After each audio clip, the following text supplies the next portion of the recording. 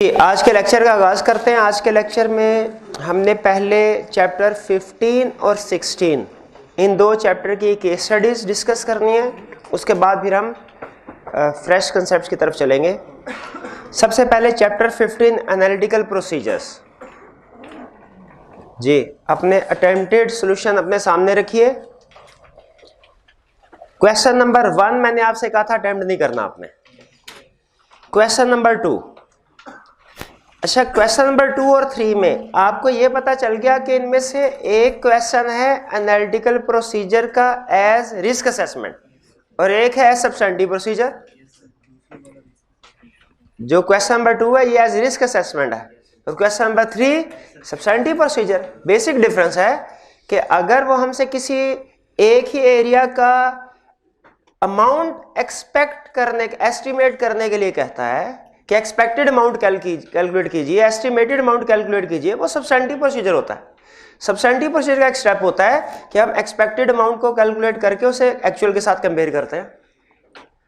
और risk assessment में हम नॉर्मली कंपेयर करते हैं और क्लाइंट से इन्वेस्टिगेशन करते हैं कि किस वजह से अनयूजुअल फ्लक्चुएशन है। तो क्वेश्चन नंबर 2 हमारा as risk assessment analytical, question number 3 as substantive procedure. ये भाई मुझे बताएंगे एनालिटिकल प्रोसीजर के कुल कितने यूजेस हैं या पर्पसेस हैं? बताइए टोटल कितने आगे वाले आपके हैं? नहीं याद? क्यों नहीं याद मेरे भाई को? फिर मेरा भाई ये तो नहीं कहेगा कि सर पता नहीं आई कैप ने पास क्यों नहीं किया। ओह चलो ठीक है। ये साथ वाले भाई को इसको जी भाई बताइए एनालिटिकल प्रोसीजर के टोटल कितने यूजेस या पर्पसेस है? ये अभी नहीं मिलेगा किधर है, ये याद होगा तो फिर ही बता पाएंगे आप। जी भाई खुदा का खौफ करे, छोटा सा क्वेश्चन इसका जवाब नहीं दे पा रहे और ऑडिट का पेपर पास करने चले हम। फिर ऐसे ना किया करें। अभी तो कुछ 2-3 दिन पहले तो पढ़ा हमने।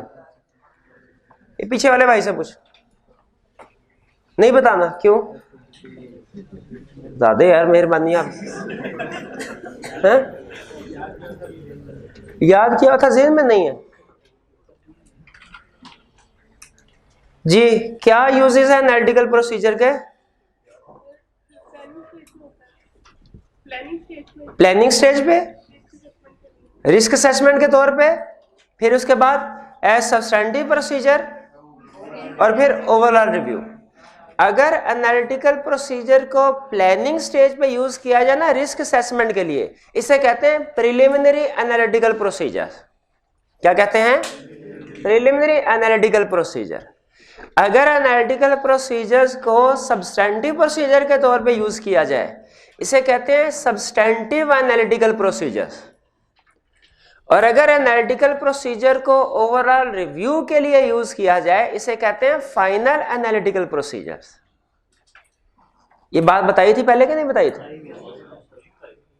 अच्छा आधे स्टूडेंट कह रहे बताइए, आधे कह रहे नहीं। चले मेरा हाल है जो जिनको नहीं बताई वो उस दिन छुट्टी पे होगी, या जो कह रहे हैं बताइए उनको पिछले सेशन में बताई होगी।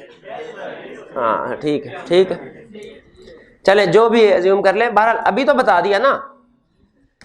क्वेश्चन 2 इसमें बताइए कोई प्रॉब्लम? जिन स्टूडेंट ने क्वेश्चन को अटेम्प्ट किया उन्हें कोई ना कोई प्रॉब्लम होगी, बाकी को तो कोई प्रॉब्लम नहीं होगी। बाकी तो कहेंगे सर बिल्कुल ठीक है आगे चले। जी इसमें कुछ भी नहीं है ऐसा, इसमें एक गलती है, एक गलती है। बताइए ये सारा क्वेश्चन समझ आ गया आपको तो फिर इसमें गलती है, गलती बताइए क्या है?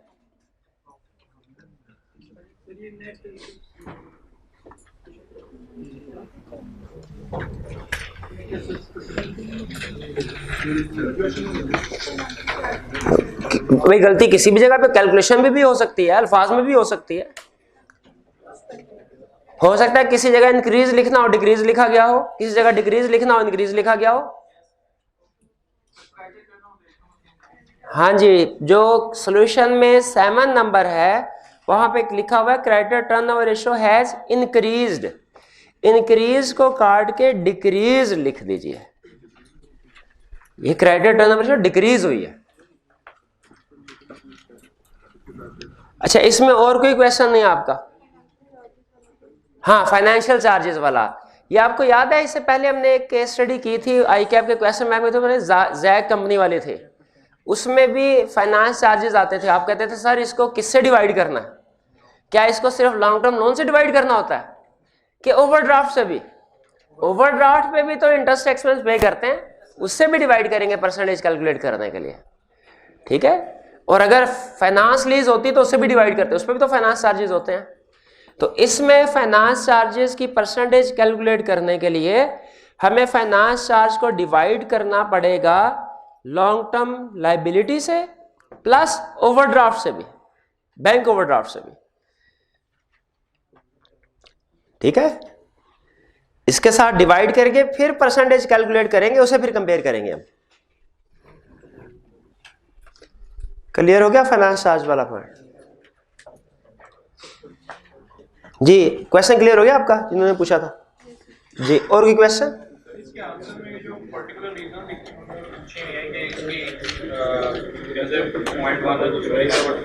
हाँ बिल्कुल, एक तो देखिए सिंपल क्वेरी है ना कि आप इतना पूछ ले कि भाई क्रेडिटर टर्नओवर रेशियो क्यों इंक्रीज हो गई है या क्यों डिक्रीज हो गई है।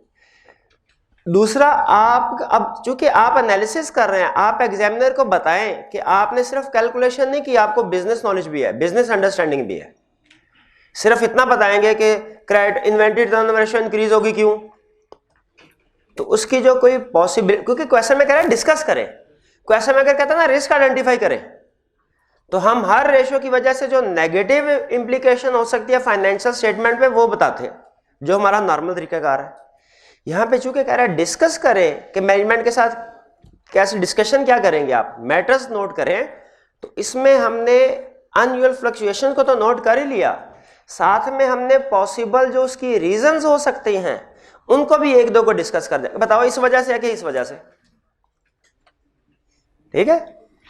क्लाइंट के सामने नॉर्मली प्रैक्टिकली हम ऐसे तो नहीं कहते सर सेल ज्यादा है, ये लगता है आपने फ्रॉड किया, ओवरस्टेट किया हुआ है, थोड़ा जरा गलत लगता है। तो इसलिए क्लाइंट के सामने हम यही कहते हैं सर ये बताइए सेल ज्यादा क्यों है, क्या आपने इस दफा कोई सेल प्राइस कम कर दी है या डिस्काउंट ऑफर कर दी है या कोई न्यू प्रोडक्ट्स लॉन्च की है। ऐसे जरा क्लाइंट के साथ डिस्कशन में गपशप करने के स्टाइल में पूछते हैं। अगर वैलिड रीजन नहीं है तो इसका मतलब जाहिर है कि फ्रॉड ही किया होगा। लेकिन क्लाइंट को अगर इतना लिख के सिर्फ क्लाइंट के साथ डिस्कस करना, आगे ये लिख दें लगता है आपने ओवरस्टेट किया है, क्लाइंट थोड़ा माइंड करेगा, लेकिन हम आपको फ्रॉडिया बंदे लगते हैं। तो इसीलिए डिस्कशन कर रहे हैं ना, डिस्कशन के पॉइंट मैनेजमेंट के साथ, तो हम इसमें उसे 2-3 पॉसिबल रीजंस जो हो सकती हैं वो भी डिस्कस कर रहे हैं सिर्फ अंडरस्टैंडिंग के लिए। जी, ये रीजन समझ आ रही है ना, पॉसिबिलिटीज यही हो सकती है ना। और इसमें नॉर्मली हम गुड सिचुएशन डिस्कस नहीं करते, गुड रीजन। इस क्वेश्चन में आपको कुछ गुड रीजंस भी नजर आ रही होंगी, हम रेशियो कैलकुलेट करके डिस्कस कर रहे हैं, वो इसीलिए कि क्लाइंट से पूछना है हमने। अगर कोई इनमें से गुड रीजन नहीं है तो इसका मतलब है वो बैड रीजन ही होगी फाइनेंशियल स्टेटमेंट में मिस स्टेटमेंट वाली। ठीक हो गया? और कोई क्वेश्चन? क्वेश्चन 2 क्लियर है? चलिए अब आइए 3 पे। 3 में कोई प्रॉब्लम? 3 समझ ही नहीं आया? अच्छा चलें डिस्कस कर लेते हैं इसको डिटेल में डिस्कस कर लेते हैं। क्वेश्चन 3 अपने सामने रखिए। कह रहा है your firm is the external auditor of Brave Limited which maintains public parks under a contract with the owner of each park. कह रहा है कि आपकी कंपनी जो है वो पब्लिक पार्क को मेंटेन सफाई सुथराई करती होगी। The audit plan in respect of the external audit of Brave for the year ended 30th June 2013. year end है 30 जून 2013। इसका एक्सटर्नल ऑडिट कर रहे हैं आप और ऑडिट प्लान में क्या लिखा हुआ है? Requires the use of substantive analytical procedure to estimate revenue. कह रहा है आपने रेवेन्यू को एस्टिमेट करना है, कैसे? Substantive analytical procedure. इसका मतलब है यहां हमने एनालिटिकल प्रोसीजर का यूज करना है एज सब्सटेंटिव प्रोसीजर। कह रहा है using data independent of current year revenue figure. जाहिर है करंट ईयर की फिगर को तो हम एस्टिमेट करना है, तो उसके लिए करंट ईयर की फिगर थोड़ी यूज करेंगे, वो हमें कुछ अंदाजा लगाना पड़ेगा पिछले साल का रेवेन्यू एक्सपेंस कितना था, उसमें इस साल कमी बेशी क्या हुई, नॉर्मली पे रोल एक्सपेंस जब हम एस्टिमेट करते हैं ना, उसमें भी सिमिलर अप्रोच होती है। पिछले साल देखते हैं पे रोल एक्सपेंस कितना था, इस साल देखते हैं कि उसमें कितने एम्प्लॉयज नए आए, कितने गए, कितनों को प्रमोशन वगैरह मिला, वो एड लेस करके फिर इस साल की फिगर एस्टिमेट करते हैं। कह रहा है you have been asked to perform these procedure using the following information. आपने रेवेन्यू एस्टिमेट करना है इस इंफॉर्मेशन को यूज करते हुए। पहला, prices on all contracts in place on 1 July 2012 increased by 5% on that date and amounts are invoiced at the end of each month। ठीक है, इससे कोई फर्क नहीं पड़ता कि invoices are send at end of each month. असल चीज क्या है वो बता रहा है कि प्राइसेस इंक्रीज। अच्छा, कहाँ mid of the year prices increase हुई कि स्टार्ट ऑफ द ईयर? इसका मतलब है हमने 5% से इस साल रेवेन्यू को इंक्रीज कर देना। पिछले साल असूली तौर पे देखिए, अगर कुछ भी चेंज ना हो, कुछ भी चेंज ना हो, तो जो रेवेन्यू पिछले साल का है वही साल होना चाहिए, अगर हालात में कुछ भी चेंज नहीं हुआ। हाँ, अगर सर्कमस्टांसेस चेंज हुई है तो उस लिहाज से हम कमी बेशी करते रहेंगे, एड लेस।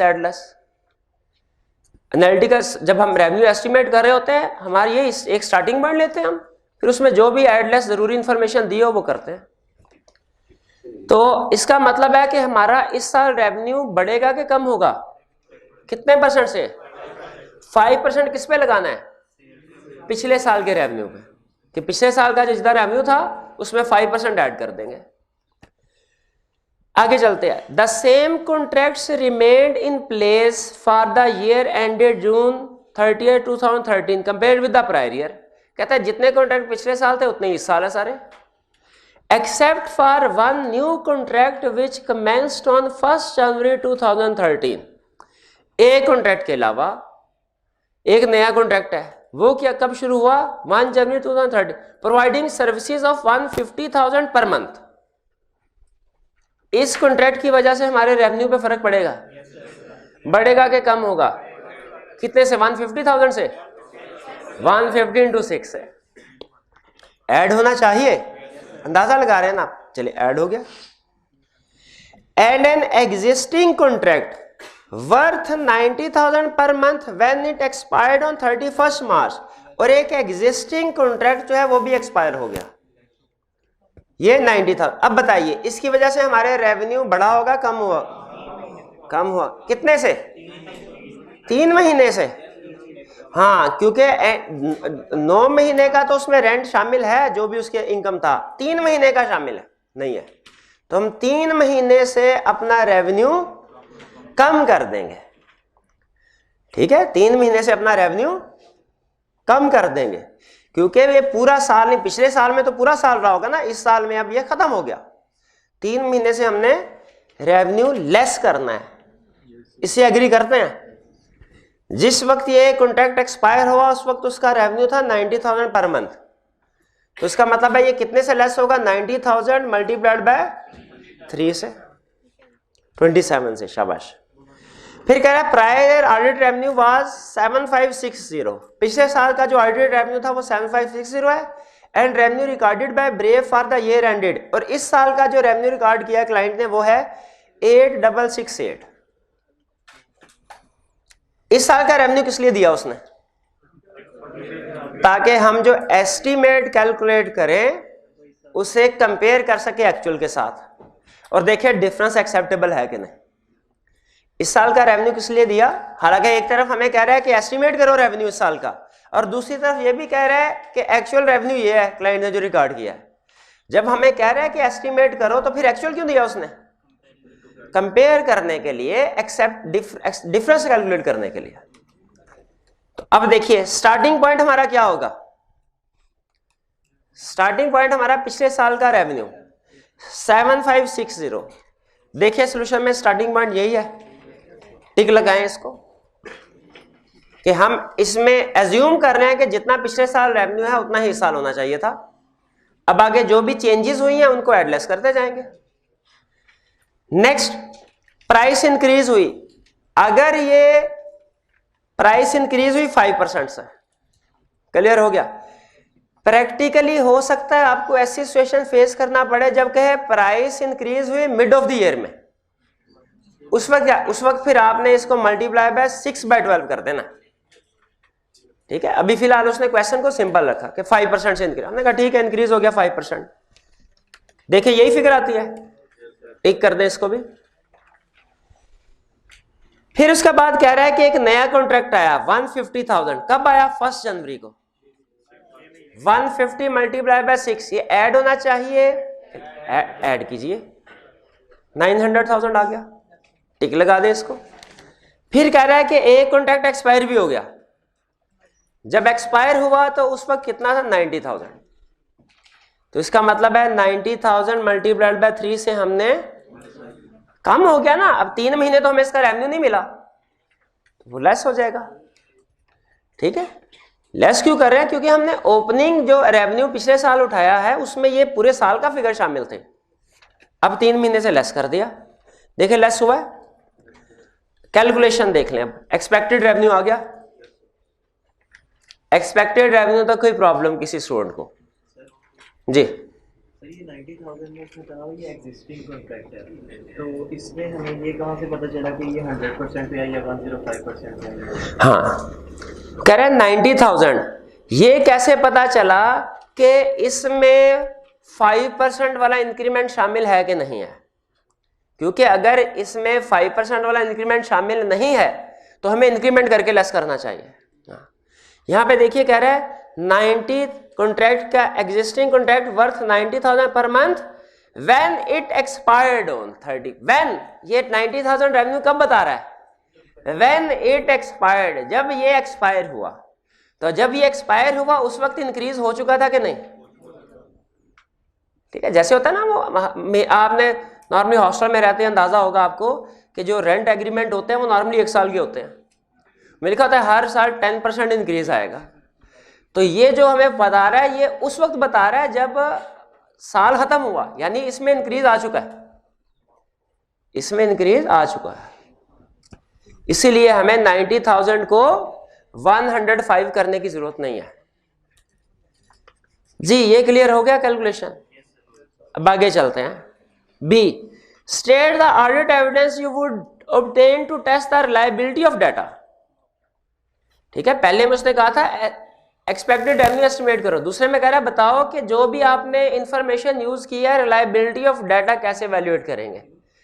ये मेरे भाई मुझे बताएंगे एनालिटिकल प्रोसीजर को जब एज सब्सटेंटिव प्रोसीजर यूज करते हैं तो क्या क्या स्टेप्स होते हैं?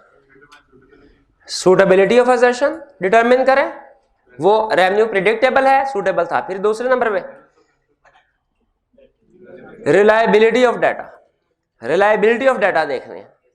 तो यहां पे कह रहा है बताओ ये जो आपने सारी इंफॉर्मेशन यूज की है कैसे डिसाइड करेंगे रिलायबल है।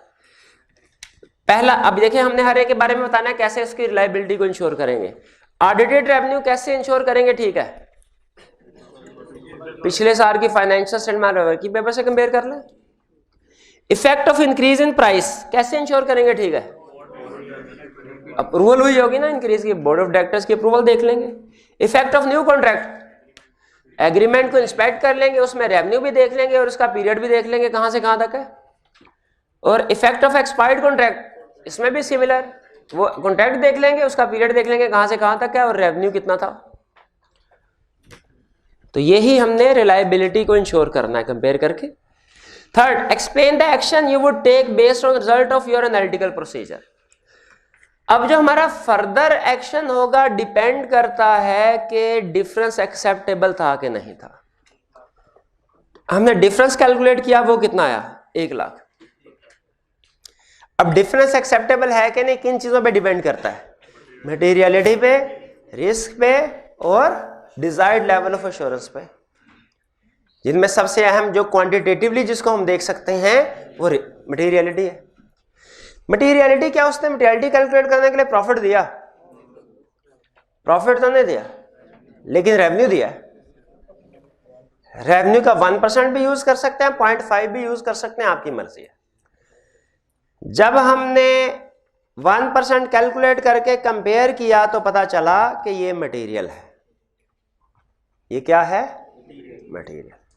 तो अगर एक्सेप्टेबल डिफरेंस मटेरियल हो, क्या एक्सेप्टेबल है, फिर क्या करना है उस सिचुएशन में? इंक्वायर करना है मैनेजमेंट से, बस कॉरोबरेट भी करना है। और अगर कॉरोबरेट ना हो सके, अदर प्रोसीजर यानी टेस्ट ऑफ डिटेल परफॉर्म करने पड़ेंगे। ये एक तरह से उसने हमें न्यूमेरिकल क्वेश्चन केस स्टडी भी दी और हमारा जो कंसेप्ट था वो भी रिवाइज करवा दिया, रिलायबिलिटी भी पूछ लिया उसने। और फिर अगर डिफरेंट अनयूजुअल फ्लक्चुएशन आ जाए, इनकंसिस्टेंसी आ जाए एनालिटिकल प्रोसीजर में, तो क्या करना है वो भी उसने हमें रिक्वायर कर लिया। जी और कोई क्वेश्चन इसमें? हाँ 1% जाहिर है जो एक्चुअल था उसके ऊपर लगाएंगे ना।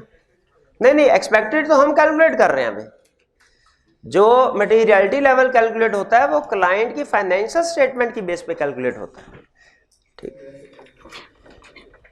जी, इस क्वेश्चन में कोई प्रॉब्लम और नहीं, इसको क्लोज कर दें। अब आते हैं चैप्टर 16 की केस स्टडीज की तरफ। चैप्टर 16 क्वेश्चन नंबर 1 में कोई इश्यू, बल्कि 1 तो मुझे लगता है कि हम शायद कर चुके हैं। ये कंसेप्ट रिव्यू क्वेश्चन में शायद ये रिपीट हो रहा है। ठीक है, चले बहरहाल प्रैक्टिस हो गई हमारी। अच्छा सॉल्यूशन में तो कोई मसला नहीं है ना। 2 पे आइए। 2 जी, ये मेरे भाई जो सीधा जी व्हाइट शर्ट पर, हाँ जी आप बताइए। क्वेश्चन नंबर 2 ये कौन सा वाला क्वेश्चन पूछ रहा है? टू आइडेंटिफाई के ओन आइडेंटिफाइंग रिलेटेड पार्टी या कुछ और है? ओन आइडेंटिफाइंग नहीं भैया, ओन आइडेंटिफाइंग वाला तो क्वेश्चन नंबर 1 था। ये ओन आइडेंटिफाइंग वाला तो नहीं है। ओन आइडेंटिफाइंग वाला तो जो 4 हमने रिस्क डिस्कस किए थे उसमें सिर्फ पहले वाला था ना। ये वो नहीं है कि अगर रिलेटेड पार्टी आइडेंटिफाई कर ली तो क्या प्रोसीजर परफॉर्म करना है, ये वो केस नहीं है। ये अलग रिस्क है। ये कौन सी वाली सिचुएशन है भला? हाँ जी, transaction outside the normal course of business. और जब transaction outside the normal course of business हो तो हमने क्या करना होता है मेरे भाई? हाँ जी, transaction outside the normal course of business हो, मैनेजमेंट से इंक्वायर करेंगे, अप्रूवल देखेंगे इसके। अच्छा और वो बोर्ड ऑफ डायरेक्टर के मिनट से ही आएगी, और कहां से आने? कॉन्सिक्वेंसेस देखेंगे, पेनल्टी भी देखेंगे, फिर स्पेशल रेजोल्यूशन कह रहे हैं भाई पास करवाएं। फिर भूल क्यों गया है? याद ही नहीं किया आपने? हाँ याद नहीं किया मेरे भाई ने? किया था। अच्छा रिवाइज नहीं किया तो देखा, रिवाइज ना करे तो क्या होता है, जो आपने याद किया होता है वो भी भूल जाता है। रिवाइज ना करे तो क्या होता है, तो वो भी मेहनत जाया। तो यहाँ तो भैया याद ही ना करे ना। फिर अगर मेहनत की जाया हो गई तो फिर फायदा, उससे बेहतर बंदा मेहनत ही ना करे। लेकिन अगर मेहनत की है तो फिर से रिवाइज भी करते रहें ताकि वो जाया ना जाए। जी भाई, outside the normal course of business है। अप्रूवल चेक कर ली बोर्ड ऑफ डायरेक्टर्स की ओर, देखेंगे मैनेजमेंट की एक्सप्लेनेशन कंसिस्टेंट है कि नहीं विद सपोर्टिंग डॉक्यूमेंट। जी और transaction appropriately count for disclose हो गया कि नहीं, और वैल्यूएट कर लेंगे कि फ्रॉड के लिए तो एंगेज नहीं की गई। ठीक है, question 3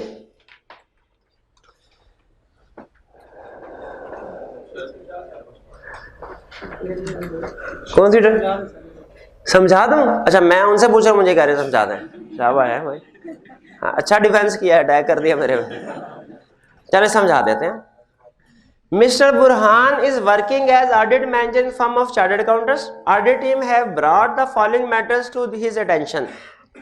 During the audit of Moon Limited, it has been noted that 40% sales are made to an associated company on credit.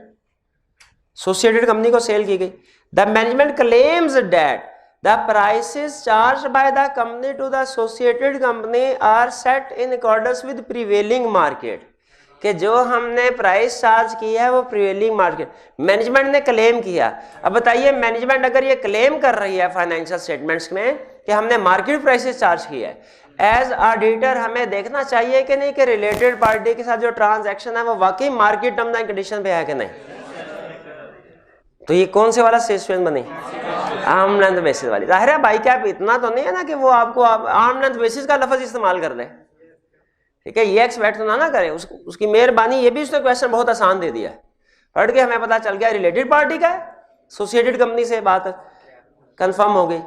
और दूसरा हमें ये भी पता चल गया कि क्लेम कर रही है मैनेजमेंट, असर्शन दे रही है ट्रांजैक्शन आर्म लेंथ बेसिस पे। क्या प्रोसीजर होंगे, ये साथ वाले भाई को जरा हिलाएं। जी भैया बताइए क्या प्रोसीजर है, कैसे हम वेरीफाई करेंगे वाकई मैनेजमेंट की जो ट्रांजैक्शन आर्म लेंथ बेसिस पे है कि नहीं। असाइनमेंट ने की यार, मजबूरी कोई ना कोई बताना आप हैं, कभी आंसर ना बताना मुझे। C5 का सवाल जी मेरे भाई आगे बताइए, आप बताइए। हाँ जी, मार्केट टर्म्स एंड कंडीशन से कंपेयर, अगर मार्केट नहीं एग्जिस्ट करती, अनरिलेटेड पार्टी के साथ ट्रांजैक्शन, अगर कोई अनरिलेटेड पार्टी के साथ भी नहीं है, एक्सपर्ट को एंगेज कर लें, ठीक है। इसके आगे उसने 2 एक्स्ट्रा प्रोसीजर लिखे हैं, वो काट दे, वो लिखने की जरूरत नहीं है। हाँ, इसमें की ऑडिट मैटर आएगा, आ सकता है, लेकिन हम लिखेंगे नहीं। क्यों नहीं लिखेंगे? हाँ, क्योंकि उसने रिपोर्टिंग इम्प्लीकेशन नहीं पूछी। की ऑडिट मैटर्स में शाबाश आ सकता है, इसका मतलब है अगर सिग्निफिकेंट ट्रांजैक्शन रिलेटेड पार्टी के साथ हो उनमें की ऑडिट मैटर इंक्लूड कर सकते हैं। जी सर, इसमें एक्सपर्ट वाला पॉइंट है, इसमें तो लिखा है कि 40% sale are made to associate company, यानी कि अनरिलेटेड पार्टीज भी हैं। हाँ, लेकिन हो सकता है कि कोई सेल इस नेचर की हो जो बाकी को नहीं की जा रही। सेल ये तो उसने बताया ना टोटल 40% सेल है, इसका मतलब 60% अनरिलेटेड पार्टीज को की जा रही होगी, अंडरस्टूड है। लेकिन मे भी कोई ऐसा मटेरियल हो जो सिर्फ एसोसिएटेड कंपनी को सेल किया जा रहा है, ऐसी सिचुएशन हो सकती है, इसीलिए एक्सपर्ट का पॉइंट लिख देना बेहतर है। क्वेश्चन 4 में कोई प्रॉब्लम? वो सीएफओ कह रहा है, सीईओ जो भी कहे हमारी तो रिलेटेड पार्टी है ही नहीं। तो जूनियर टीम मेंबर बहुत खुश हो गया, उसने कहा अच्छा इसका मतलब है रिलेटेड पार्टी के प्रोसीजर ही हमें परफॉर्म करना है। भाई रिलेटेड पार्टी में यही तो देखना है कि कहीं कोई ओमिटेड तो नहीं है। हो सकता है रिलेटेड पार्टी हो, क्लाइंट ने बताई ना हो, क्लाइंट को खुद भी पता ना हो। तो यहां पे एक तो हमने डिसएग्री कर दिया इसके कंक्लूजन के साथ कि टीम मेंबर का कंक्लूजन ठीक नहीं है। अब बताइए आगे प्रोसीजर कौन से बताने चाहिए? वो प्रोसीजर बताने चाहिए कि रिलेटेड पार्टी को आइडेंटिफाई करने के लिए क्या करेंगे, या वो प्रोसीजर अगर आइडेंटिफाई कर ली रिलेटेड पार्टी तो क्या परफॉर्म करने हैं? कोई भी नहीं पूछे, उसने पूछा ऑडिटर रिस्पॉन्सिबिलिटी है और कमेंट बता दी हमने डिसएग्री करेंगे, रिस्पॉन्सिबिलिटीज बतानी है, प्रोसीजर तो पूछे नहीं भाई। रिक्वायरमेंट पहले, रिक्वायरमेंट पढ़ना ज्यादा अहम है और समझना। सोल्यूशन में गलती हो वो एक आधी लाइन ऊपर नीचे हो जाए वो कोई मसला नहीं, वो पास फेल को फर्क नहीं डालती। सोल्यूशन आपने 2-3 लाइनें नहीं की, पार्शली ठीक है पार्शली थोड़ा सा गलत है, इससे पास फेल का फर्क नहीं पड़ता। फर्क कब पड़ता है? जब आप रिक्वायरमेंट को सही तरीके से ना समझ सके। 4 क्लियर हो गया।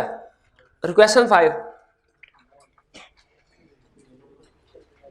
सिंपल, वो कह रहा है कि जी सीएफओ की वाइफ ने डेकोरेट किया ऑफिस को, कोई डिजाइन वगैरह बनाया है, तो why this should be considered bye auditor? क्योंकि रिलेटेड पार्टी ट्रांजैक्शन है, इसकी अप्रूवल और डिस्क्लोजर होना चाहिए फाइनेंशियल स्टेटमेंट्स में, अप्रूवल और डिस्क्लोजर। चैप्टर 16 क्लियर, क्लोज कर दें इसको।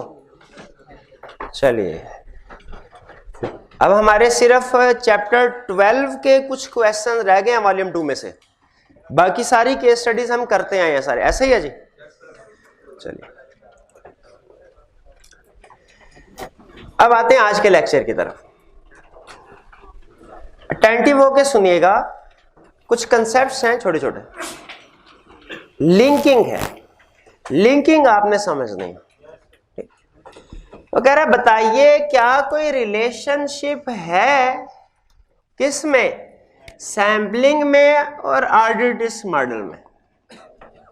सैम्पलिंग में और ऑर्डर्ड रिस्क मॉडल में कोई रिलेशनशिप है? बिल्कुल है। अभी क्या रिलेशनशिप है? हम कहेंगे ऑर्डर्ड रिस्क से शुरू करते हैं। पहली चीज, ऑर्डर्ड risk is equal to inherent risk control risk into detection risk. ऑर्डर्ड रिस्क मॉडल यही कहता था। इनहेरेंट रिस्क किस वजह से राइज होता है?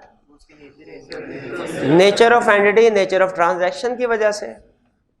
कंट्रोल रिस्क किस वजह से राइज होता है?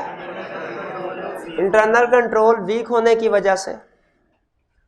डिटेक्शन रिस्क किस वजह से राइज होता है? ऑडिट प्रोसीजर मिस स्टेटमेंट को डिटेक्ट ना कर सके। फिर बताइए डिटेक्शन रिस्क किस वजह से राइज होता है? ऑडिट प्रोसीजर मिस स्टेटमेंट को डिटेक्ट ना कर सके। अच्छा, डिटेक्शन रिस्क जो होता है इसकी दो रीजन है। डिटेक्शन रिस्क के आगे फर्दर दो टाइप्स कर लें, दो रीजन है। एक सैम्पलिंग रिस्क, एक नॉन सैम्पलिंग रिस्क। यानी डिटेक्शन रिस्क यानी ये चीज कि audit procedure, auditor miss statement को डिटेक्ट ना कर सके, दो रीजंस की वजह से हो सकती है। या सैम्पलिंग रिस्क की वजह से या नॉन सैम्पलिंग रिस्क की वजह से। भाई सैम्पलिंग रिस्क क्या है? सैम्पलिंग रिस्क ये है कि सैंपल की बेस पे हमने सैंपल सेलेक्ट किया, 100 में से 10 आइटम्स को सेलेक्ट किया वेरिफिकेशन के लिए। सैंपल की बेस पे जो हमारा कंक्लूजन है वो कुछ और हो, और अगर सारी की सारी पॉपुलेशन को चेक करते तो कंक्लूजन कुछ और होता। ये जो फर्क है इसे कहते हैं सैम्पलिंग रिस्क। सैम्पलिंग रिस्क क्या है कि ऑडिटर का conclusion based on sample might be different if entire population would have been tested. कि सैंपल की बेस पे ऑडिटर का कंक्लूजन कुछ और है और सारी की सारी पॉपुलेशन को चेक करते तो कंक्लूजन कुछ और होता। यह है सैम्पलिंग रिस्क। और नॉन सैम्पलिंग रिस्क क्या है कि सैम्पलिंग के अलावा और किसी भी वजह से अगर ऑडिटर मिस स्टेटमेंट डिटेक्ट ना कर सके, इसे कहते हैं नॉन सैम्पलिंग रिस्क। दोनों में फर्क, एक एग्जांपल से क्लियर करते हैं कंसेप्ट को। फर्ज कीजिए ऑडिटर के ने सेल्स को वेरीफाई कर रहा है, उसमें 500 इनवॉइसेस है। ऑडिटर ने सैंपल बेस पे 100 इनवॉइसेस को सेलेक्ट किया। अब मिस स्टेटमेंट थी इनवॉइस नंबर 323 में, जो ऑडिटर के सैंपल में नहीं थे, जो ऑडिटर के सैंपल साइज में नहीं आई। बताइए क्या ऑडिटर इस सिचुएशन में भी डिटेक्शन रिस्क है? ऑडिटर मिस स्टेटमेंट को डिटेक्ट क्यों नहीं कर सका?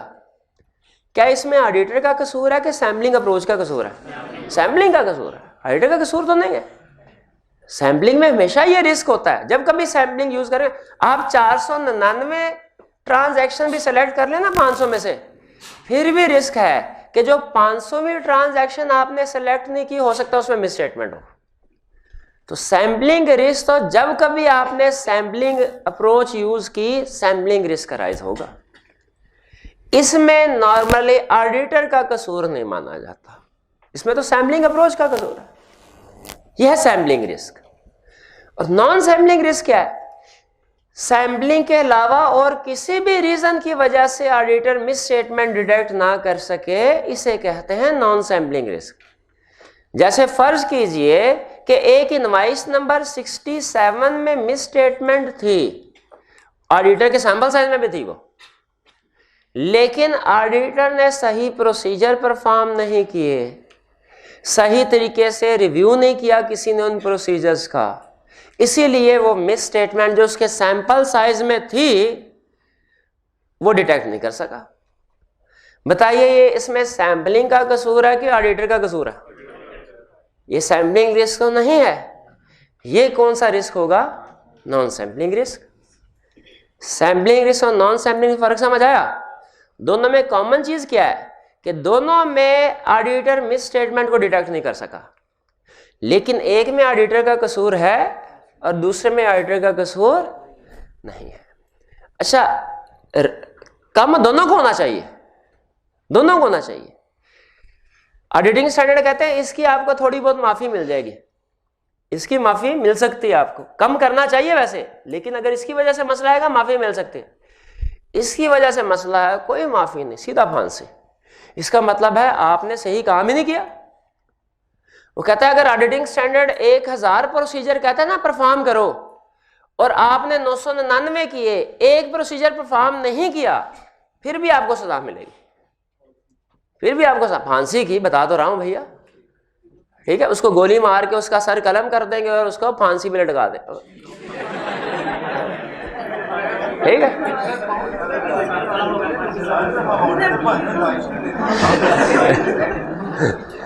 तो नॉन सैम्पलिंग रिस्क क्लियर हो गया भाई। सैम्पलिंग रिस्क और नॉन सैम्पलिंग रिस्क, यहां तक बात समझ आ गई कि फिर से रिवीजन हो जाए क्विक से। बताइए ऑडिट रिस्क मॉडल जो है उसकी इक्वेशन क्या है? Audit risk is equal to inherent risk into control risk detection risk. Detection risk क्या होता है कि ऑडिट प्रोसीजर किसी मिस स्टेटमेंट को डिटेक्ट ना कर सके। डिटेक्शन रिस्क दो रीजंस की वजह से अराइज होता है, सैम्पलिंग की वजह से और ऑडिटर की अपनी की वजह से। सैम्पलिंग की वजह से जो रिस्क है उसे क्या कहते हैं? Sampling risk. और जो ऑडिटर की अपनी नाअहली की वजह से है, वो प्रोसीजर से प्रॉपरली ऑडिट प्लान नहीं किया, प्रोसीजर सही परफॉर्म नहीं किए, डायरेक्शन सुपरविजन रिव्यू नहीं हुआ उसके काम का, इस वजह से मिस स्टेटमेंट डिटेक्ट नहीं कर सका, उसे कहते हैं नॉन सैम्पलिंग रिस्क।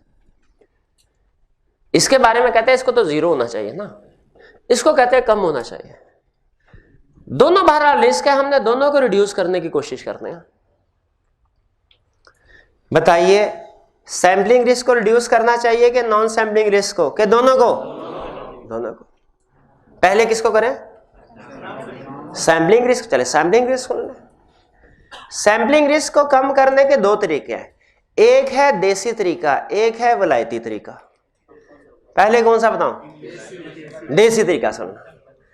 देसी तरीका क्या है? सैम्पलिंग रिस्क कम करना है, सैंपल साइज बढ़ाते जाए, जैसे जैसे सैंपल साइज बढ़ाते जाएंगे सैम्पलिंग रिस्क कम हो जाएगा, कम होता जाए। जैसे ही सैंपल साइज 100% पहुंचा सैम्पलिंग रिस्क 0% हो जाएगा। क्यों भाई? सैम्पलिंग ही नहीं रही तो सैम्पलिंग रिस्क कहां से आएगा? तो सैम्पलिंग रिस्क कम करने का एक तरीका क्या है? सैंपल साइज बढ़ाते रहे। एक दूसरा तरीका भी है, क्या? स्ट्रैटिफिकेशन करना है। ये स्ट्रैटिफिकेशन क्या होती है? क्लासिफिकेशन करना। जैसे हमने चैप्टर 14 की केस स्टडी में पढ़ा था ना, वो रिटेलर्स डेटर की स्ट्रैटिफिकेशन हुई थी, रिटेलर्स, हॉस्पिटल्स एंड क्लिनिक और होलसेलर्स, वो सारे वो स्ट्रैटिफिकेशन थी, डिस्ट्रीब्यूटर भी थी, बिल्कुल। तो ये स्ट्रैटिफिकेशन मतलब क्या होता है? क्लासिफिकेशन। तो स्ट्रैटिफिकेशन से रिस्क रिड्यूस हो जाता है, स्ट्रैटिफिकेशन से रिस्क रिड्यूस हो जाता है। अब कोशिश करें आप ये ना पूछें कि क्यों रिस्क रिड्यूस होता है, जिससे समझना क्या काम आपने वही करना होता। चलिए समझाने की कोशिश करता हूं, समझ आ जाए तो ठीक है, वरना फिर आपने रट्टा लगा लेना। जैसे एक और कंसेप्ट भी था, मटीरियलिटी एंड रिस्क का इनवर्स रिलेशनशिप होता है, उसकी रीजन नहीं बताई थी आपको, फिर कहा था याद कर लें। उसी तरह दूसरा ये स्ट्रैटिफिकेशन से रिस्क कम होता है। ये सुन लें, अभी तो आप रिस्क पढ़ रहे हैं ना सिर्फ, जब आप फाइनल लेवल पे जाएंगे तो एक सब्जेक्ट है C5 में बिजनेस फाइनेंस डिसीजन, उसमें आप पढ़ेंगे कि रिस्क सिर्फ थ्योरेटिकल कंसेप्ट नहीं है, इसको क्वांटिफाई भी किया जा सकता है। इसको क्वांटिफाई करने का फार्मूला होता है स्टैंडर्ड डेविएशन, वेरिएंस कैलकुलेट करते हैं, वेरिएंस। तो इसका मतलब हुआ जितना ज्यादा वेरिएंस होगा उतना ज्यादा रिस्क होगा। तो असल में जब हम पॉपुलेशन की स्ट्रैटिफिकेशन करते हैं ना, वेरिएंस को कम कर रहे होते हैं, क्योंकि एक जैसी आइटम इकट्ठी आ जाती है। स्ट्रैटिफिकेशन से होता क्या है? एक जैसी आइटम इकट्ठी हो जाती हैं, पॉपुलेशन में वेरिएंस कम हो जाता है, और चूंकि वेरिएंस ही रिस्क होता है, इसलिए जब वेरिएंस कम हो गया पॉपुलेशन में, इसका मतलब रिस्क भी कम हो गया। तो स्ट्रैटिफिकेशन से क्या होता है? फिर रिस्क हमारा कम। भाई इससे एग्री करते हैं। सैम्पलिंग रिस्क कैसे कम होगा? सैंपल साइज बढ़ा दें, पहला तरीका। दूसरा तरीका स्ट्रेटिफिकेशन। नॉन सैम्पलिंग रिस्क कैसे कम होगा? प्रॉपर प्लानिंग करे, प्रोसीजर सही तरीके से परफॉर्म करे, डायरेक्शन, सुपरविजन, रिव्यू करे। भाई जिन रीजंस की वजह से नॉन सैम्पलिंग रिस्क राइज हो रहा था उनको कंट्रोल कर ले, एडिक्वेट प्लानिंग करे, एडिक्वेट परफॉर्मेंस करे, एडिक्वेट डायरेक्शन, सुपरविजन, रिव्यू।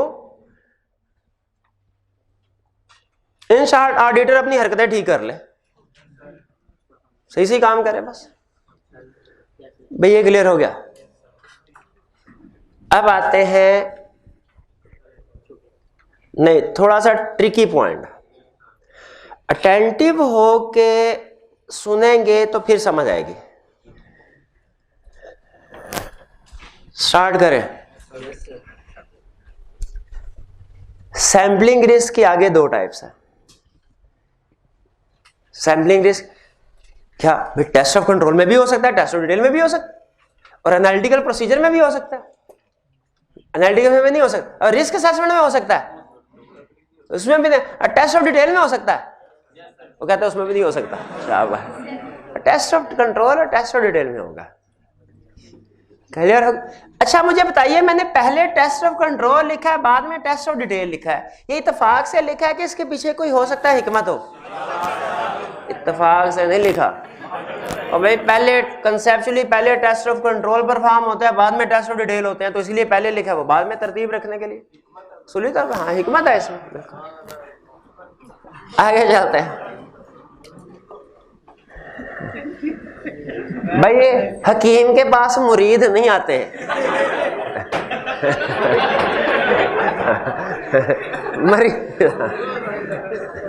मुरीद हो गया, हकीम का मुरीद नहीं। चले आगे चलते हैं। ये है जी test of control. Test of control में फर्दर दो तरह की सैंपलिंग रिस्क हैं। एक नंबर 1, इनका कोई ऑफिशियली नाम नहीं लिखा हुआ, नंबर 1, नंबर 2।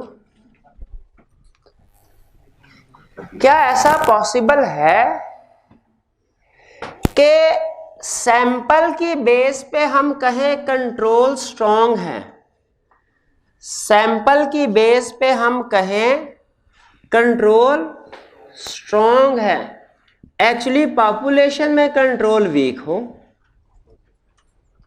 क्या पॉसिबल है?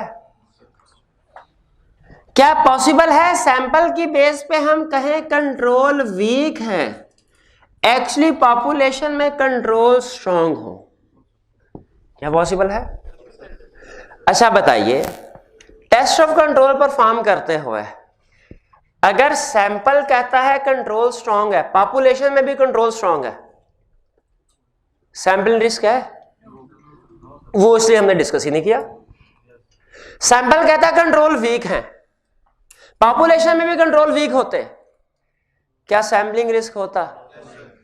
नहीं होता। मैं सैंपलिंग रिस्क की डेफिनेशन याद करें, हमने कहा था सैंपलिंग रिस्क क्या है कि सैंपल की बेस पे रिजल्ट डिफरेंट होगा, और अगर सारी पॉपुलेशन वेरीफाई करते तो रिजल्ट डिफरेंट होता, रिजल्ट डिफरेंट होता। ठीक है, यही सैंपलिंग रिस्क होता है ना। सैंपलिंग रिस्क में दोनों पॉसिबिलिटीज है। एग्जांपल से समझते हैं। फर्ज कीजिए प्रिंसिपल साहब ने पैकेज अनाउंस किया हुआ कि अगर हमारी क्लास का रिजल्ट 25% आएगा तो वो मुझे इनाम देंगे। ठीक है, फर्ज 1 लाख रुपया देंगे इनाम में, अगर रिजल्ट कितना है 25%। अब प्रिंसिपल साहब आए, उन्होंने कहा जी हमने वैल्यूएट करना है कि आपकी क्लास का आई में रिजल्ट कितना आएगा। मैंने कहा ठीक है जी वैल्यूएट कर ले। मैंने कहा लेकिन मेरे पास इतना टाइम नहीं है, 100 स्टूडेंट है, एक एक स्टूडेंट को मैं टेस्ट करूं, क्वेश्चन पूछूं, मेरे पास इतना टाइम नहीं है, मुझे 10 स्टूडेंट चाहिए। सैंपल कितने का? 10 का। मैंने कहा अच्छा ये ले, 1 2 3 4 5 6 7 8 9 10 स्टूडेंट।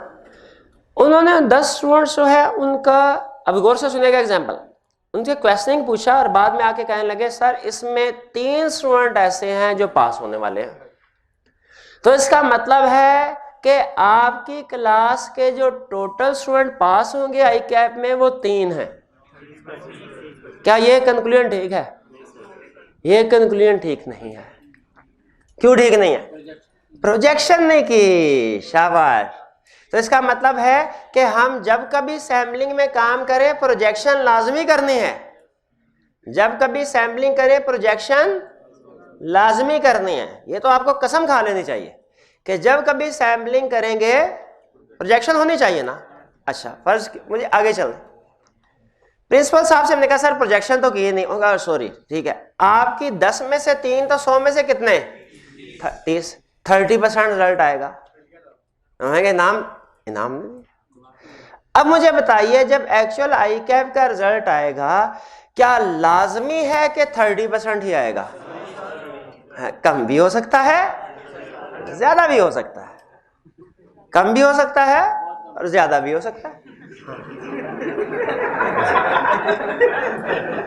चले कम भी हो सकता है और बहुत कम भी हो सकता है, ठीक है। रिजल्ट आया, पता चला कि 18 स्टूडेंट पास हुए, 18 स्टूडेंट पास हुए। कैसे हो सकता है कि प्रोजेक्शन की गई हो ज्यादा की और कम हो जाए?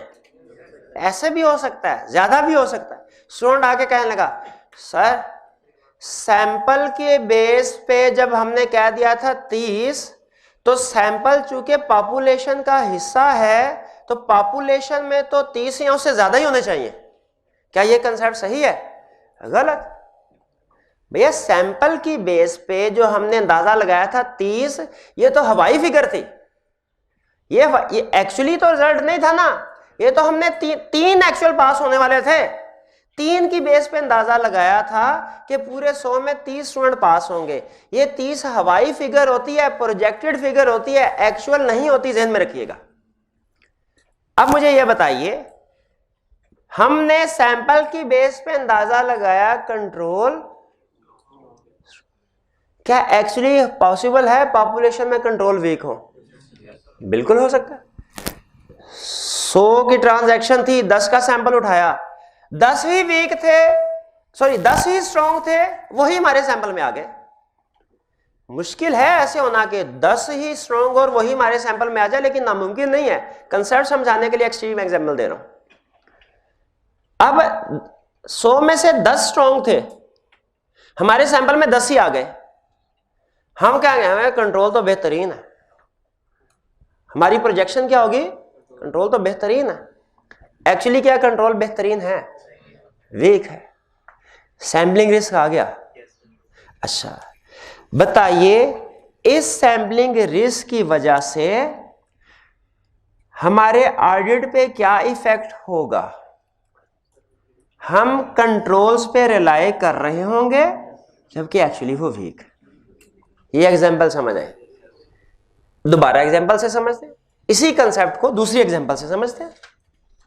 क्या पॉसिबल है कि 100 में से 10 वीकनेसेस हो और इत्तेफाक से 10 की 10 हमारे सैंपल में आ जाएं? हम प्रोजेक्शन कर रहे होंगे कि कंट्रोल्स तो बिल्कुल फारिग है जबकि एक्चुअली वो स्ट्रांग हो।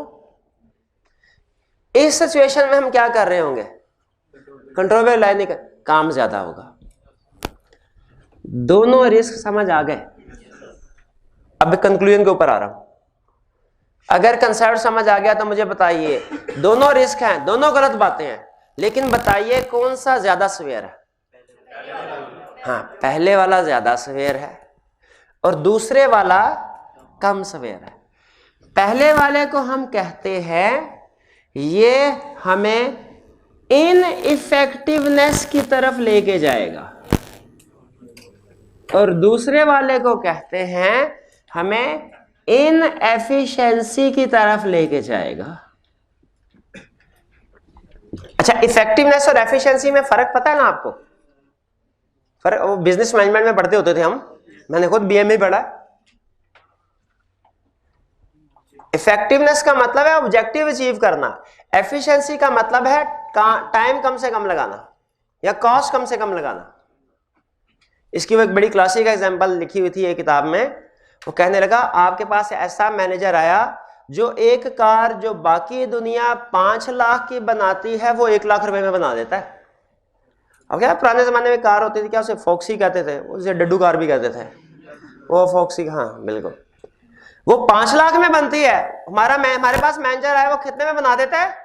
1 लाख में, लेकिन उसे कोई 50,000 में भी खरीदने को तैयार नहीं, तो वो कहते थे ये मैनेजर हाईली एफिशिएंट है। भाई 5 लाख की कार 1 लाख में बना रहा है, एफिशिएंट नहीं है क्या? लेकिन इफेक्टिवनेस बिल्कुल नहीं है, क्योंकि कंपनी का ऑब्जेक्टिव होता है प्रॉफिट, तो लॉस में। 5 लाख की गाड़ी चाहे 10 लाख में बनाए, 12 लाख में बेच दें, इसको वो कहेंगे कंपनी वाले इस बंदे को हाथों हाथ ले। 5 लाख की गाड़ी 1 लाख में बना दी, 50,000 में भी खरीदने को तैयार नहीं, इसको कहेंगे फारिग है। तो एक है एफिशिएंसी, एक है इफेक्टिवनेस। बताइए ज्यादा अहम कौन सी है? तो अगर सुने कंट्रोल स्ट्रांग, सैंपल की बेस पे कंट्रोल स्ट्रांग है, पॉपुलेशन में एक्चुअली वीक है, हमारा कंक्लूजन क्या होगा? कंट्रोल स्ट्रांग है, रिलाई कर लेंगे, प्रोसीजर कम परफॉर्म करेंगे। प्रोसीजर कम परफॉर्म करेंगे, हो सकता है मिस स्टेटमेंट डिटेक्ट ना कर सके, हमारा असल ऑब्जेक्टिव तो कंप्रोमाइज हो गया। लेकिन अगर कंट्रोल सैंपल की बेस पे नतीजा निकला वीक है, एक्चुअली पॉपुलेशन में स्ट्रांग है, हम क्या करेंगे? ज्यादा प्रोसीजर परफॉर्म करेंगे सब्सटेंटिव, उससे इनएफिशिएंसी तो बढ़ेगी, लेकिन ओपिनियन सही देंगे हम, मकसद हमारा पूरा होगा।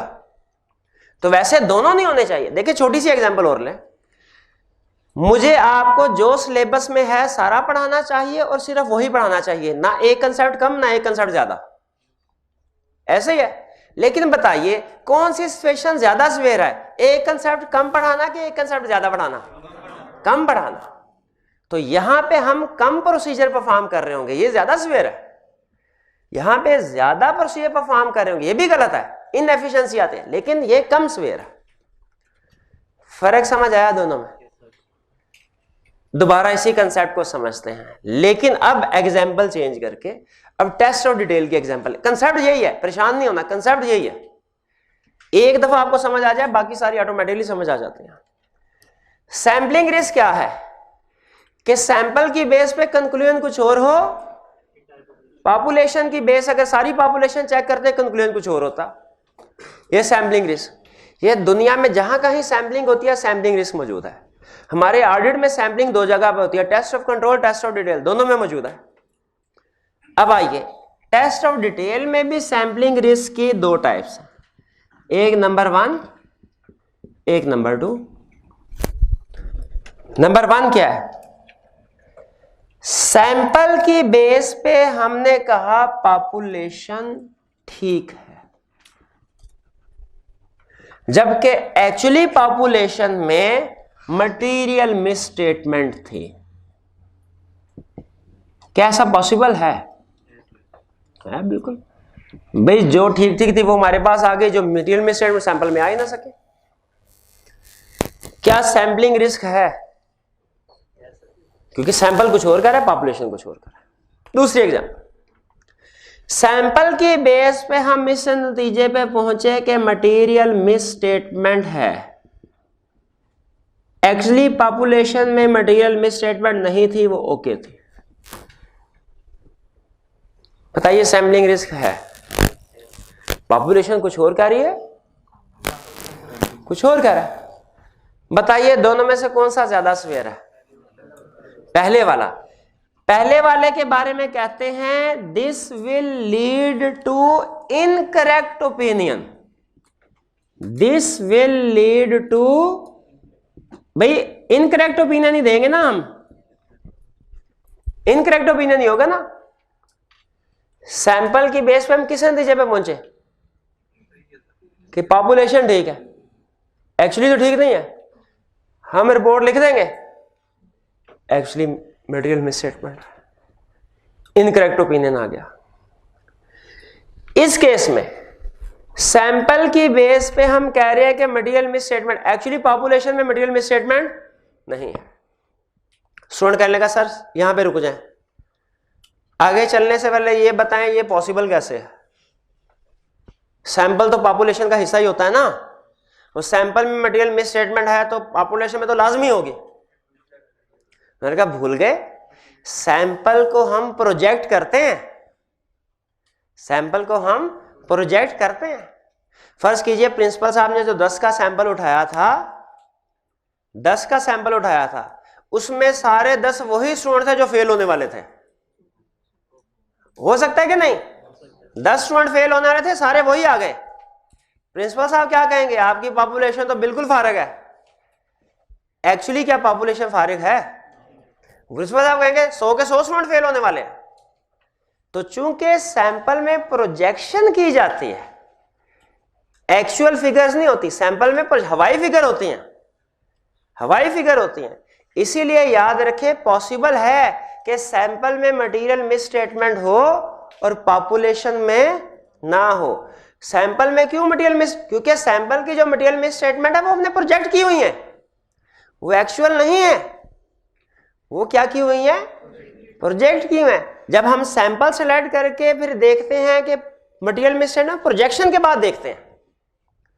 ये पॉइंट समझ आ रहा है? ठीक है।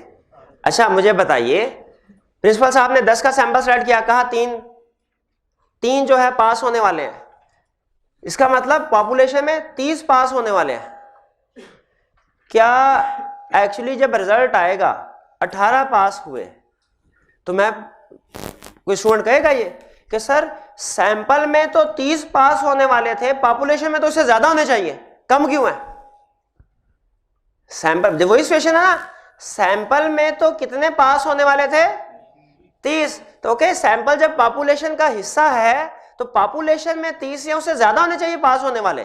तो मैं उसे क्या समझाऊंगा? मैं कहूंगा भाई सैंपल की बेस पे जो 30 की फिगर आई थी ना मटेरियल, वो प्रोजेक्टेड थी, एक्चुअल नहीं थी, वो प्रोजेक्टेड थे।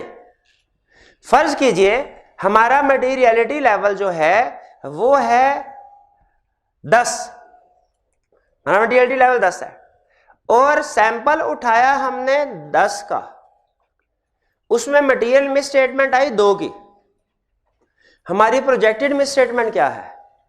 20 मटेरियल हो जाएगी। लेकिन क्या हम ये एक्चुअली आइडेंटिफाई कर चुके हैं 20? नहीं कर सकते। हो सकता है पॉपुलेशन में क्या हो सकता है, असल में 8 की मिसस्टेटमेंट हो, असल में 8 की हो, लेकिन चूंकि हमारे सैंपल में 10 में से 2 आ गई तो प्रोजेक्ट करते हुए 20 कैलकुलेट हुआ। 20 एक्चुअल मिसस्टेटमेंट नहीं होती। सैंपल की बेस पे जब आप कैलकुलेट करते हैं कितनी मिसस्टेटमेंट होंगी, वो प्रोजेक्टेड होती हैं, एक्चुअल नहीं होती। सैंपल कह रहे मटेरियल मिसस्टेटमेंट है, एक्चुअली पॉपुलेशन में नहीं है, क्योंकि जितनी मिसस्टेटमेंट थी उतनी सैंपल में आ गई। फर्ज कीजिए कि पूरे सैंपल में 100 टोटल अमाउंट थी, मटेरियलिटी लेवल 10 का सैंपल उठाया, पूरी पॉपुलेशन में 2 मिसस्टेटमेंट थी और वही 2 सैंपल में आ गई। अब ऑडिटर क्या समझ रहा होगा, 10 में से 2 टोटल 20। हालांकि एक्चुअली तो ऐसा नहीं है ना, सैंपल कह रहा है मटेरियल मिसस्टेटमेंट है, एक्चुअली एग्जांपल समझ आए? बताइए इस केस में ऑडिटर क्या करेगा? उस एक्चुअल जो मिसस्टेटमेंट है उसको ढूंढने की कोशिश करेगा। याद रखिए हमारे ऑडिट का असूल होता है, अगर आप कहें ना मटेरियल मिसस्टेटमेंट है, ओपिनियन क्वालिफाई करें, आपको बताना पड़ता है किस एरिया में कितनी अमाउंट की मिसस्टेटमेंट है, बताना पड़ता है किस एरिया में कितने अमाउंट की मिसस्टेटमेंट है। यहां पे सैंपल की बेस पे हमने प्रोजेक्टेड मटेरियल मिसस्टेटमेंट कैलकुलेट की हुई है। क्या हमें ओपिनियन क्वालिफाई करने के लिए ढूंढना पड़ेगा कि वो एक्चुअल मिसस्टेटमेंट कितने की है? जब हम ढूंढेंगे तो वो मिलेगी नहीं, क्योंकि वो 10 में तो सिर्फ 2 है और 2 हमारे, तो इसका मतलब हम ज्यादा प्रोसीजर परफॉर्म करेंगे, ढूंढने की कोशिश करेंगे, लेकिन ढूंढने के बाद सही नतीजे पे पहुंचेंगे। किस के पॉपुलेशन में मटेरियल मिसस्टेटमेंट नहीं है। इस केस में हम फौरी ओपिनियन नहीं दे देंगे, इस केस में फौरी ओपिनियन दे देंगे। क्यों? क्योंकि जब हमने ये कहना होता है ना फाइनेंशियल में ठीक है, तो फिर रिपोर्ट में ये नहीं बताते क्या क्या ठीक है, लेकिन जब हमने बताना होता है ना फाइनेंशियल स्टेटमेंट में मटेरियल मिसस्टेटमेंट है, तो फिर हमने ये भी बताना होता है किस एरिया में कितनी मटेरियल मिसस्टेटमेंट है। जब उसको ढूंढने की कोशिश कर रहे होंगे वो मिसस्टेटमेंट तो नहीं मिलेगी, तो फिर बाद में हम कहें इसका मतलब अंदाजे की गलती हुई, इसमें तो मटेरियल मिसस्टेटमेंट है ही नहीं। ओपिनियन सही आएगा, लेकिन नुकसान क्या हुआ, हमारे प्रोसीजर ज्यादा परफॉर्म हुए। इसको कहते हैं this leads to increased procedure, this leads to increased procedure. भाई बात समझ आई? ये थोड़ी सी टेक्निकल बात है, खास तौर पे ये वाला एरिया, ये वाला एरिया, ठीक है।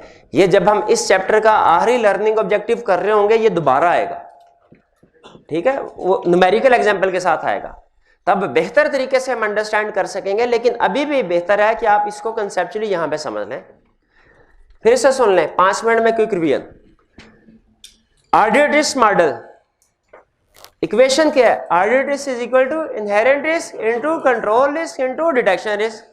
डिटेक्शन रिस्क के कितने टाइप्स हैं?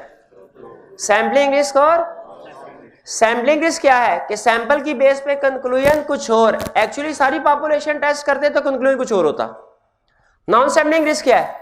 सैंपलिंग के अलावा और किसी भी रीजन की वजह से आइटम मिस स्टेटमेंट डिटेक्ट ना कर सके, non sampling risk. Non sampling risk को कैसे रिड्यूस किया जाए? एडिक्वेट प्लानिंग से, एडिक्वेट परफॉर्मेंस से और adequate supervision, direction supervision review से। सैंपलिंग रिस्क को कैसे रिड्यूस किया जाए? सैंपल साइज बढ़ाते हैं और दूसरा स्ट्रैटिफिकेशन करते हैं। अब सैंपलिंग रिस्क की फर्दर टाइप्स क्या है? टेस्ट ऑफ कंट्रोल में भी सैंपलिंग रिस्क है, टेस्ट ऑफ डिटेल में भी। टेस्ट ऑफ कंट्रोल में क्या सैंपलिंग रिस्क हो सकता है? एक, सैंपल कहे पॉपुलेशन स्ट्रांग है, एक्चुअली पॉपुलेशन वीक हो। इस सिचुएशन में हम क्या कर रहे होंगे? कंट्रोल्स पे रिलाय करके प्रोसीजर कम परफॉर्म कर रहे होंगे, ये इनइफेक्टिवनेस की तरफ जाएगा। दूसरा सैंपलिंग रिस्क क्या है? एक्चुअली सैंपल की बेस पे है, कंट्रोल वीक है, एक्चुअली पॉपुलेशन में फर्क आ गया, यही सैंपलिंग रिस्क है। इस सिचुएशन में क्या होगा? हम अपने प्रोसीजर बढ़ा रहे होंगे, इसमें इनएफिशिएंसी है, टाइम ज्यादा लेकिन कंक्लूजन सही पे पहुंचेंगे, टाइम ज्यादा लग जाएगा। इसमें तो टाइम कम लगा लेकिन कंक्लूजन गलत हो गया, ये इनइफेक्टिवनेस की तरफ, ये इनएफिशिएंसी। क्लियर हो गया? टेस्ट ऑफ डिटेल में भी 2 टाइप्स हैं सैंपलिंग रिस्क के। पहला कि सैंपल साइज की बेस पे हमारा कंक्लूजन है कि पॉपुलेशन ठीक है, एक्चुअली पॉपुलेशन में डिटेल में स्टेटमेंट है। सैंपल क्या कह रहा है? पॉपुलेशन ठीक है, एक्चुअली पॉपुलेशन में, क्योंकि मटेरियल मिसस्टेटमेंट थी हमारे सैंपल में नहीं आ सके। इस बेस पे हम क्या करेंगे? क्या मजीद प्रोसीजर परफॉर्म करेंगे कि रिपोर्ट दे देंगे? रिपोर्ट दे देंगे, जो कि गलत ओपिनियन होगा। दूसरा सैंपलिंग रिस्क क्या है कि सैंपल की बेस पे कह रहे हैं मटेरियल मिसस्टेटमेंट है, एक्चुअली पॉपुलेशन ठीक है। ये पॉसिबल कैसे है? ये इस वजह से पॉसिबल है कि जो मिसस्टेटमेंट थी सारी की सारी सैंपल में आ गई और हमने प्रोजेक्शन की तो पता चला कि वो तो मटेरियलिटी लेवल से बढ़ गई है। ठीक है, मटेरियलिटी लेवल 10 था, 2 ही मिसस्टेटमेंट थी, लेकिन हमारे सैंपल में अनफॉर्चुनेटली वही 2 आ गई। तो हम तक कहेंगे 10 में 2 है तो पॉपुलेशन में 20 होंगी, हालांकि एक्चुअली पॉपुलेशन बाकी सारी ठीक है। सैंपल की बेस पे किस नतीजे पे पहुंचे? मटेरियल मिसस्टेटमेंट है, एक्चुअली पॉपुलेशन। इस केस में हम क्या करेंगे भला?